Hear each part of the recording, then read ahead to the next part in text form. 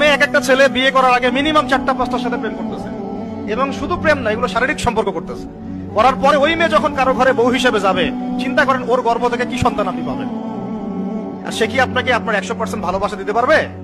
সে তো আগেই 10 ঘাটের পানি খেয়ে আসছে। ওকে আপনি যতই ভালোবাসেন, সে তো আপনার আনুগত্য করবে না, আপনাকে তার ভালো লাগবে না। আবার আপনিও যদি আল্লাহ না করুক বিভিন্ন জায়গায় ঘুরে ঘুরে আসেন, এই একটা নেককার মেয়ে পেলেও তো আপনার ভালো লাগবে না। কারণ পর্নোগ্রাফি দেখতে দেখতে আপনার মাথাটা নষ্ট হয়ে গেছে। মনে হয় যে এ ভালো না, মনে হয় ও ভালো, ও ভালো না মনে হয় ভালো। আসলে সবার কাছে একই জিনিস আছে, সবার কাছে আল্লাহ পাক একই জিনিস দিয়েছেন, আর কিছু না। আর এগুলো থাকে মিনিমাম 5 বছর 10 বছর। বিয়ের 10 বছর পরে কি ওই ফিলিংসটা থাকে? তো আল্লাহ পাক আমাদেরকে বোঝার তৌফিক দান করুন।